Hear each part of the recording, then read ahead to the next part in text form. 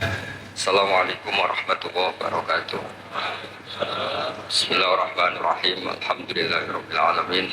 Wassalatu wassalamu ala asyrofil mursalin sayyidina Maulana Muhammadin wa ala alihi wa sahbihi ajmain. Amma ba'du. Sedherenge kula takdim teng para sing rawuh. Dongaaken Said Muhammad Ikhlas, muridé mau cerita sangu mbek rabi. Istungano Said Muhammad legowo di murid sing cerita rabi mbek sangu mbek nyindir Gus Raub. Kula hormati wonten Gus Raub, wonten Habib Husain, Habib Syekh Abud, wonten Habib Soleh Al-Kafs dan ingkang kula hormati. Kula berpikir begini, kula ikrar, kula tak sering bahasa Indonesia mawon. Kula ikrar yang diceritakan para saksi tadi, murid-murid beliau adalah benar. Sebab itu kula ikut bersaksi yang membela jenengan, sing gak menangi Said Muhammad, ya ora duwe wajah ganteng kok Said Muhammad. Tapi banggalah, nanti mau jenengan mlebu swarga dimodifikasi, pun ganteng. Oke, wonten cerita ngeten Habib Husain, wonten orang tanya, Gus kenapa Nabi itu kok ganteng, wali kok ganteng? Sing jawab ya lucu. Kok Nabi mesti mlebu swarga, jadi ngrubahi akeh-akeh. Jadi makanya saya rapati ganteng kudu ngibadahe sing tenanan karena mlebono swarga ora ganteng butuh ekstra salon malah. Aduh. Begini Pak Hasan, ini tonggo kula sering ngaji teng Bojonegoro, terus piyambake nggih sakjane ra di rival kalian kula. Begini Pak Hasan, tadi kata Mas Lutfi itu pengganti dari nama itu Syihab. Itu begini, ada cerita dan ini semua yang tidak menangis Said Muhammad tegas senang karena hadhil millah atau hadatin ini milik yang menyaksikan Rasulullah SAW juga yang tidak menyaksikan. Ini pokoknya kalau bela mayoritas, secara pemilu mesti menang pulau karena ini mayoritas. Rasulullah itu begitu mencintai dan begitu rindu sama ikhwani. Mereka kata sahabat, saya ini ikhwanu kayak Rasulullah. Enggak, antum ashabi, kamu itu sahabat saya. Ikhwani adalah man amana bi walam yaroni. Mereka iman sama saya padahal tidak ngerti. Itu hebat luar biasa. Wong tidak ngerti kok iman. Wong ora tahu disangoni Said Muhammad kok seneng. Lalu yang biasa disangoni untuk bojo kan seneng wajar. Ya setuju ya? Buat ini kan argumentasi ilmiah. Saya ini sejenis Gus Rob. Saya ini diantara muridnya Mbah Mon yang kompetitor ilmiahnya baik, termasuk kategori A. Kategori A. Masalah ilmiah loh, nah, masalah budiah kok biasa. Tapi biasanya saya itu berkah. Nabi itu nggak pernah negur orang yang ibadahnya biasa-biasa saja. Yang ditegur adalah yang ibadahnya berlebihan. Itu Abdullah bin Amr bin As. Ngerti sampe? Yang ditegur sama yang nggak ditegur itu baik mana? Yang ditegur. Nabi itu tidak pernah negur orang yang ngimami pakai kulhu, tapi pakai bakoroh ditegur. Pokoknya kalau lagi partai kaum duafa nih. Kalau suara sadil fanat, tapi ini hak. Sehingga dalam banyak cerita dan ini disepakati banyak ulama. Uwais Al-Qarni itu lam yaltaqi Rasulullah sallallahu alaihi wasallam. Wa lam yarahu. Hampir semua riwayat bilang Uwais Al-Qarni itu tidak melihat Rasulullah. Beliau itu sering nangis karena tetangga-tetangganya sudah sowan Rasulullah dan tentu mereka menjadi sahabat karena sudah sowan. Tapi Uwais Al-Qarni di ibu mokong ora karuan. Ditinggal lu ra gelem, mokong cerewet ngamukan. Njuk nglayani Uwais Al-Qarni. Uwais Al-Qarni itu lebih berpegangan konstitusi bahwa birrul walidain terutama ibu itu amru Rasulillah. Ummuka. Tapi apa yang terjadi? Uwais Al-Qarni yang tidak pernah sowan Rasulullah digelari khairul qurun Uwais Al-Qarni karena taat ning gone mandate Rasulullah ngene iku khidmah kalian enten ibu. Padahal boten di zamannya beliau sebetulnya menangi zaman Rasulullah, enggak sowan. Maksud kula Pak Hasan, dadi sing ora roh-roh ya aja terus sampean ngrasa luwih tinggi. Ini biasa mawon, kabeh iku sementing ikhlas ridane Allah. Ini biasa mawon, kabeh iku sementing ikhlas ridane Allah Subhanahu wa taala. Nah, gitu terus. Buat ini masalah konstitusi, soal masalah al-kutub, al-mu'allafah. Saya ini tadi kata Gus Raum, saya itu orang mungkin yang tidak mulazim ke Sayyid Muhammad, tapi kata tadi Mas Lutfi, kalau sanad ke Sayyid Alawi saat tentu lewat Mbah Mun itu teman akrabnya bapak saya. Dulu ketika beliau mondok di Mekah itu yang nganter mbah saya, mbah kandung saya, namanya Mbah Sidik. Jadi keluarga saya ya pokoknya muamalah terus musohabah semuanya sama keluarganya Gus Raum itu minat ajdan. Ya sampai kadang beda pilihan presiden, tapi tetap rukun. Karena nganggap itu urusan akidah, ini biasa mawon, biasa. Begini, ini rumah tenan. Saya entah berapa kali sampai lupa nyetak kitab, tapi bukan nyetak komersial. Sama lagi bukan komersial, jadi ini nggak perlu menyinggung siapapun, nggak komersial. Al-Hajju Fadha'il wa Ahkam itu saya nyetak entah berapa kali. Dan semua yang saya kasih besok itu mesti terus minta dibacakan. Kenapa? Karena semua fikih di Indonesia itu pasti bilang ar-ramyu itu ba'das zawal. Semua takrib, mu'in, i'ana, semuanya pasti ar-ramyu itu ba'das zawal. Kunna natahayyanu fa idza zalati syamsu romaina. Kita ini nunggu zawalu syamsi baru romaina. Ya ramyu yaumil hadi asyar.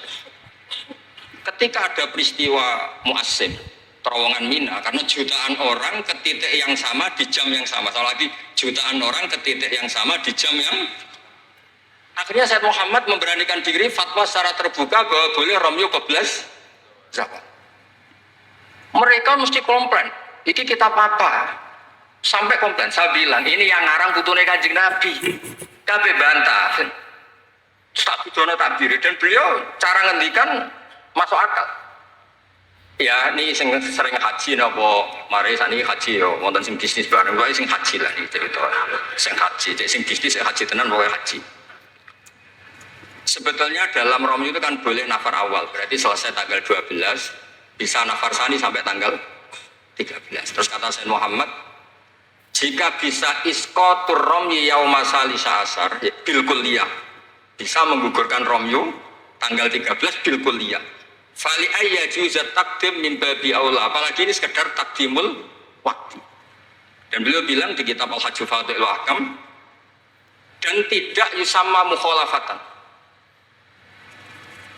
Kenapa ada mukhalafah? Illa ilzama fihi bitasrah, karena Rasulullah tidak mengendikan bahwa ini harus begini. Itu hanya fi'lu. Fi'lu bisa ya dulu alal jawaz, bisa alal aulawiyah, nggak ada jaminan kalau itu syarat apa? Sah. Terus akhirnya orang tuh ayam semua, tenang semua. Berdasar fatwa Sayyid Muhammad yang kita sosialisasikan. Saya baca itu berkali-kali. Jadi saya cerita, jadi ini benar-benar cerita naskahnya Sayyid Muhammad. Orang cerita sangu. Terus kedua, tawaful haid. Saya sering ketemu orang-orang yang nekuni medis. Gus, kalau kita pakai obat itu kadang masalah, ada efek samping gini-gini. Padahal kalau kita nunggu suci kayak cerita Sayyidah Aisyah, Rasulullah itu pimpinan. Mereka pasti ikhlas disuruh nunggu Sayyidah Aisyah sampai suci, kemudian tawaf ifadah. Tapi ini kan kita orang kebanyakan.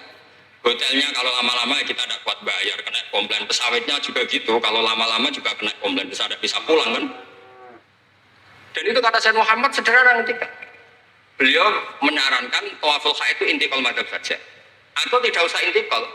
Kalau mendekati waktunya habis langsung tawaf, tapi nunggu waktunya mepet, karena dengan mepet berarti statusnya darurat. Terus statusnya terus kata beliau dengan entengnya ngendikan di mana-mana yang namanya wajib atau syarat sah itu ya ma'al kudro. Ini tidak kudro berarti syarat itu hilang. Di mana-mana syarat menjadi syarat ya kalau kudro. Ini tidak kudro ya berarti syarat itu hilang. Sehingga terus kita nyaman tawaful haid. Itu di kitab Al-Hajju Fadha'il Ahkam. Bisa dicek bahasan halaman 115 itu. Ini bukan cerita Malaysia, cerita tek. Jadi buat ini serius. Karena tadi kan orang-orang bisa guyon cerita nikah, berarti Anda tukang nikah. Nah kalau sekarang guyon karena ilmu, berarti Anda mubarak betul. Cerita nikah iso guyu, cerita ilmu iso guyu, berarti waras sama. Ternyata bisa senang dengan ilmu, bisa ya relax. Saya baca kitab beliau yang khataman, ini Gus Rauf saksinya. Saya baca Qawaid Asasiyah itu pasanan khatam tahun 39. Terus poso ini kemarin 45 ini saya juga khatam baca Qawaid Asasiyah. Dulu itu karangan Sayyid Alawi namanya Zubdatul Itqan. Di era Said Muhammad disebut Al-Qaid Al-Asasiyah fi Ulumil Quran. Saya ngajar di Sarang ya kitab itu di pondoknya Gus Sufur. Saya berkali-kali baca kitab itu di Kudus di pondok saya kemarin khatam. Terus kitab beliau yang saya senang sekali diantaranya tentu Mafahim Yajibu Antus Soha. Tadi Mas Lutfi cerita betapa repotnya Said Muhammad ngadepi Wahabi. Tapi di Indonesia saya sering cerita ke mereka, bahkan sebagian yang berfaham itu di kota banyak yang menjadi minna. Saya cerita begini, La ilaha illallah itu kalimatun dakhala bihal kafiru al-islam. Fakifa bihadil kalimah. Kok terus jadi tukhriju hadil kalimah al-muslimah minal islam ilal kufri. Orang tahlilan, orang nyekel patok, orang-orang NU yang khalid, nyekel patok yang la ilaha illallah, la ilaha illallah. Itu kalimat yang orang kafir puluhan tahun menjadi muslim. Masa dengan kalimat yang sama menjadi kafir? Itu logikanya tidak kena. Berarti kalimat ini punya dua status. Ya mukminah memukminkan, juga mukafirah mengkafirkan. Itu kan lucu ini. Dan itu mereka terus menerima. Kayaknya benar Gus Pak. Masa kalimat yang 70 orang misalnya kafir dalam waktu 70 tahun itu karena melafatkan satu kalimat itu saja, la ilaha illallah Muhammadur Rasulullah, langsung menjadi apa? Menjadi muslim atau mukmin. Masa dengan kalimat yang sama hanya karena sambil megang patok terus menjadi apa? Kalimat itu kalimat syahadatul tauhid. Makanya saya mohon para muhibbinnya Said Muhammad itu harus baca kitabnya. Saya ini bukan niat sombong. Saya baca kitab beliau yang saya takriri sampai khatam itu ya Al-Hajju Fadillah. Saya sudah lapar berapa kali saya khatam. Terutama di bab Tawaful Haid sama Amram Yukoblah Zawad. Terus Mafahim Yajibu Antus Soha, Qaid Asasiyah, Mafhumut Tatawur wa Tajdid. Terus yang kitab-kitab paling modern terakhir karangan beliau itu Sirah Nabawiyah, yang sarahnya Alfiyatus Sirahnya Zain al-Iraqi, terakhir Mu'alafatus Sayyid Muhammad. Dan saya yang sering juga sinau itu Manhajus Salaf fi Fahmin Nusus. Itu juga termasuk kitab yang sering saya pelajari. Sehingga belajar betul Mas Hasan, boten main-main, belajar betul ya. Maksudnya kalau tidak bisa tak cari di kamus. Kalau nggak bisa semua, bukan niat sombong. Pakai sarana saya ini kan, ya, bapak saya itu hafal Quran, buyut-buyut saya ini mungkin termasuk orang yang menekuni Quran. Jadi saya kalau nggak paham, ya Allah kita ibadah pantas. Tiang betul Quran ini jenengan terus mau cara paham kita nggak pantas gitu. No, ya akhirnya paham gitu. Nah, dari sekian cerita yang difahami nufus, nah ini supaya sampean clear ya. Saya mohon semohon-mohonnya. Jika jenengan pilihannya berpakaian seperti ini oke. Yang berpakaian ala Rasulullah atau ala Arab terserahlah istilahnya, nggih monggo. Tapi yang berpakaian ala Jawa gini, saya masih ingat takbir itu di halaman 423 di Manhajus Salaf fi Fahmin Nusus. Itu beliau ngendikan gini. Wa kanat sunnatu Rasulillah sallallahu alaihi wasallam annahu yaqamu ma yajiduhu fi ardi wa yalbasu ma yajidu wa yarkab ma yajidu mimma abahahu wa famanis ta'mala ma yajiduhu fi ardi fawa al-muttabi' lisunnah kama annahu hajjal baita min madinati faman hajjal baita min madinati nafsi fawa al-muttabi' lisunnah wa ilam tarkun hadil madinah tilka. Saman cek itu insya Allah lafadznya itu persis, bukan karena saya pintar atau cerdas, memang saya tekuni. Aku raiso seneng untuk pasang foto itu tidak bisa, saya ada jenis seperti itu. Terus seneng ngenang di sangon itu, orang iso, saya itu sebenarnya tidak bisa. Ada bisa, saya ada jenis itu. Saya itu ya sering dikasih uang Mbah Mun, Gus Rauf saksinya, tapi ya saya ngenang beliau itu ya kitabnya tak pelajari al-ulama tak baca depan santri saya khatam. Saking senangnya saya Mbah Mun ke Sayyid Muhammad sama beliau punya karangan Maslakut Tanassuk bil ittisalat li Sayyid Muhammad, Maslakut Tanassuk al-Makki fil ittisalat bi Sayyid Muhammad al-Maliki. Saya baca khatam. Saya sampai lupa entah berapa kitabnya Sayyid Muhammad, saya baca khatam dan ada takrirannya. Takriran ini penting karena argumentasinya ilmiah. Misalnya begini. Kalau orang ke kuburan kemudian agak diluk, dianggap suratus sajidin li makhlukin. Suratul sajidin li makhlukin. Maka kata Sayyid Muhammad kadang jawab ya lucu. Berarti orang yang koinnya jatuh, koin duit receh. Kalau saya kan mungkin sudah kaya uang kayak ini, koin jatuh tidak ambil. Kalau sampai ini kan masih diambil. Itu kan mesti fisurati sajid atau fisurati roke. Nah kalau itu dianggap murtad, semua orang yang ambil HP-nya jatuh, itu semuanya Murtad karena ada suratus sujud li makhluk, kenapa ini makhluknya koin. Nah ini bukan bion, ini data ya. Maksudnya tak baca di sini karena memang saya profesional. Kalau tapi jangan ngundang saya, yang berangkang saya Gus Rawi itu pun sekali ini perjanjian. Saya ini punya buyut-buyut Habib Husain Babud. Buyut-buyut saya itu tukang uzlah. Jadi saya termasuk kiai yang gak suka diundang. Paling saya hanya ke Pasuruan karena Kiai Hamid Pasuruan itu sepupunya mbak saya. Ke Gus Rawi karena putranya guru saya.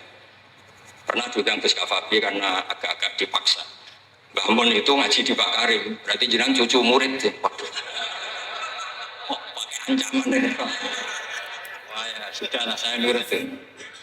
Saya nurut, tapi saya bilang begini, saya ini punya pondok Quran, sering deres Quran. Tadi kata Gus Rawi sering deres Quran, sering nyemak Quran. Ya monggo kalau berani menanggung hisab itu.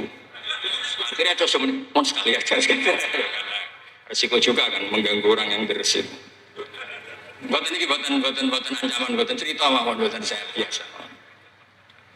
Nah ini saya baca beberapa teks yang supaya jenengan ngerti. Ketika saya Muhammad mencintai Imam Malik, itu beliau sampai punya karangan Imam Mudairil Hijrah Malik bin. Saya beri sekian cerita betapa saya Muhammad itu mencintai Imam Malik. Makanya beliau dengan gelar Al-Maliki. Beliau karuan Al-Hasani, tapi beliau menyisipkan gelar apa? Al-Maliki. Kenapa? Saya cerita sekian mazhabnya Imam Malik. Imam Malik itu tidak berpendapat kalau ba'da sholatil asri masuk masjid itu disunatkan sholat. Karena bagaimanapun itu waktu badal asri. Meskipun ada sebab mukorin yaitu masuk masjid. Tapi beliau ada anak kecil, di sini ada tabirnya, ada anak kecil bilang, ya Syekh kum farkah. Kamu ini sudah Syekh, sudah kiai masuk masjid dan sholat tahiyatul masjid, kum farkah. Beliau tidak debat, langsung sholat. Ketika ditanya, innahu laisa bimadzabi, itu tidak madzhab engkau ya Malik. Inni khosyitu an akuna minal ladzina idza qila lahum ruk'u la yarka'u. Kayak apa? Maksudnya Mas Hasan, kalau senang Imam Malik, ya ngarang Imam Malik. Kalau senang Sayyid Muhammad, ya baca kitabnya. Selain cerita dinikahkan dan cerita disewani. Mboten niki ganjarannya kata kula kecil, murki jadi jenengan seneng, jenengan ngomong itu kan ganjaran. Nah sampean takok, lah ono korban ya, kalau tadi ya korban berkali-kali kan. Terus ada lagi cerita tentang Imam Malik itu pernah dimintai orang miskin. Saya minta uangnya. Imam Malik jawab, dohirnya itu tidak Islami, saya tidak punya uang, kapan-kapan saja ke saya. Terus kata orang di dekat Imam Malik, lima adalah takulu kama yakulun nas rozaqallah. Kenapa engkau tidak seperti umumnya orang rozaqallah? Enggak jadi. Kata Imam Malik, asyaddu kalimatin ala sa'id. Kalimat terberat bagi sa'il adalah kalimat yang nyimpan roda sa'id. Walau dimna jumlatin, meskipun itu fidinim jumlatin terus. Fa'ana ujillu ismallahi ta'ala an azkurahu liman yakrahu sama'ahu walau dimna jumlatin. Saya ini ingin menyelamatkan nama Allah. Peminta itu paling nggak suka kalau ada kata-kata yang arahnya pokoknya nggak ngasih. Saya ulang lagi, peminta itu paling nggak suka kalau ada kata-kata yang arahnya itu tidak ngasih. Karena peminta ini sudah mangkel, saya menyelamatkan tidak nyebut Allah. Nanti Allah jadi korban. Rozakok Allah, itu Allah kapan? Nyatanya sampai sekarang tidak ngasih rezeki. Kan Allah bisa jadi korban kan? Makanya beliau gak mau nyebut Allah.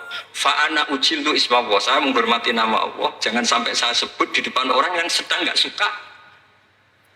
Tadi karena ada jawaban yang yufidu raddah. Kenapa yufidu raddah? Yaitu pokoknya gak ngasih. Kayak apa orang-orang?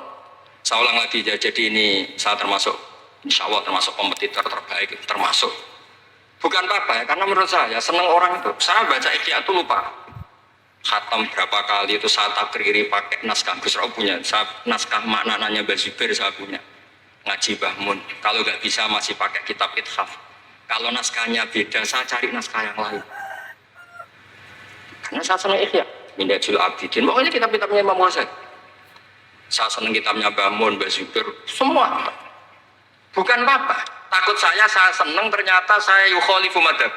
Saya sebagai pembaca maksudnya ya. Korek itu kalau senang ternyata dia yukhalifu madhab karena ada baca. Contoh gampang begini, saya tuh sering ketemu orang-orang khusyuk yang tidak ngaji. Gus itu gimana orang-orang sholat pakai baju merah? Tak tunjukkan di Bukhari, babus sholat fi saubil ahmar. Ada yang protes lagi, gimana Gus itu kiai kok sholat kencing berdiri? Babul kauli iman indah subadati kaumin di Bukhari. Gus, kok ada hadisnya semua? Yang masalah otak kamu kata saya gitu. Lu sampai sholat, sampai kalau sholat kan mikir, ya mikir utang, mikir macam-macam. Itu Imam Bukhari punya bab. Babul ifkar, tafsirnya apa? Imam Bukhari pakai bab itu babul ifkar di sholat, bab mikir di sholat. Itu dalilnya lucu kebusan. Kanjeng Nabi itu sholat terus salam ke susu. Ditanya kenapa ke susu? Saya ingat ada dinar di rumah yang belum saya bagi. Berarti ingatnya kan pas sholat. Sampai ya bedanya Nabi ilingnya barang apik sama nuran. Tapi kan podo lah jalan bab. Jadi kalau suwon kitab-kitab Sayyid Muhammad yang jadi makhrajan hasanan lihadil ummah itu harus kita bela mati-matian. Misalnya begini, Ataqah Somadia, mungkin di Jawa Timur disebut Ataqah Kubra, yang baca kulhu beberapa kali, yang katanya bapaknya terus masuk surga. Itu kan kalau di kampung saya, Gus, kalau ada baca gitu, yang selain anaknya, kamu udah usah serius, ramlah di bapak. Oh anaknya tenang-tenang. Pernah ada orang ngundang saya, Gus, ngocok Ataqah Kubra, Gus. Anaknya mau nggak mantan, monggo benar, saya pulang. Kenapa Gus pulang? Karena anaknya ramoco, orang dia bukan mau sembrono. Sing ana ning hadis awaladin sholihin yatullah, ra ono aukiyain sholihin yatullah. Langsung Gus jenengan ngawur ya dalil. Aku ora ngawur panjenengan iki wong alim, mesti roh tenang. Sing ana ning hadis awaladin sholeh, ora aukiyain sholeh. Jadi anak itu penting, malah monggak manggon tok rokokan. Monggo. Semenjak itu kalau orang undang saya enggak berani kalau enggak khusyuk ngoco. Takut saya pulang. Lah misalnya yang ngundang bagakno nyangoni saya, sugih saya. Kan mboten ngefek no teror itu mboten ngefek. Jadi ini penting meskipun guyon, ilmu itu didudukkan. Sayyid Muhammad ngendikan, hadis-hadis tentang jumlah qul huwallahu ahad semuanya itu dhaif. Saya pernah ngaji itu di Kudus cerita gini. Alhamdulillah kok dhaif. Hadis tentang jumlah la ilaha illallah yang banyak alhamdulillah juga dhaif. Karena kalau itu syarat sahnya harus banyak berarti begini. Mangkola la ilaha illallah mi'ata marrah lagi dakhalal jannah. Berhubung enggak ada jumlah mi'ata marrah, satu pun sudah dakhalal jannah. Kulhu kan juga sama di riwayat Bukhari jelas. Ada orang kalau ngimami baca kulhu ditanya, "Kenapa engkau baca kulhu?" Li annaha sifatur rahman, fa ana uhibbu an aqra'a biha. Kata Nabi apa? Jibril datang, "Akhbir ya Muhammad, anna wa yuhibbu bi hubbihi qul huwallahu ahad." Dan semua riwayat kadang hanya bilang hubbuka iyyaha adkhalakal jannah. Dan enggak ada riwayat hubbuka iyyaha wa qira'atuka alfa marra wa alfa marra lagi dakhalal. Kalau ada riwayat itu, innalillahi wa inna ilaihi raji'un. Kita punya masalah besar karena kita enggak kuat baca lama-lama itu udah kuat. Artinya gini, kita harus menjadikan kitabnya Sayyid Muhammad ketika menvonis hadis-hadis yang jumlahnya besar tadi. La ilaha illallah. Soal kamu lakukan tetap baik, kita sepakat itu baik. Tapi jangan jadi aturan hukum. Saya ulang lagi, baca banyak tentu tetap baik, tapi jangan menjadi aturan. Kalau jadi aturan hukum berarti gini. Dakhalal kafiru fil Islam in qara'a la ilaha illallah alfa marrah mi'ata marrah. Itu yang mengislamkan di masjid capek itu. Karena nunggu alfa marrah. Jadi saya mohon karena agama ini yuridu wa bikumul yusra, agama ini Allah inginnya itu mudah. Bu istu bil hanifiyatis sama semuanya itu mudah. Tapi jangan tahawun. Jadi kalau suwon tadi alhamdulillah sudah diduga saya 20 menit karena memang saya ini tidak bisa pidato. Saya kalau ngaji di rumah ini Gus Rauf saksinya. Saya ngaji biasa 4 jam, 3 jam biasa ngaji. Ngaji ada kitabnya saya baca Jalalain, pikirnya ada Sofi, ada Futuhat Ilahiyah, kadang ada Tobari itu kuat. Kenapa saya kuat 3 jam kalau ngaji? Saya ini pecinta umatnya Rasulullah SAW. Umat itu tidak boleh hanya mendengar kata-kata seorang bahak, enggak boleh. Harus mendengar kaifa qala Tobari, wa kaifa qala Al-Baidawi, wa kaifa qala Syafi'i Shafi, wa kaifa qala Imam Syafi'i. Saking hormat saya. Cuma saya nyampaikan pancen rileks guyon karena itu wasiatnya Bapak. Hak kena ngaji guyon. Iku wong bingung kabeh sing ngaji-ngaji. Jadi, ya ngoten mawon. Assalamualaikum warahmatullahi wabarakatuh.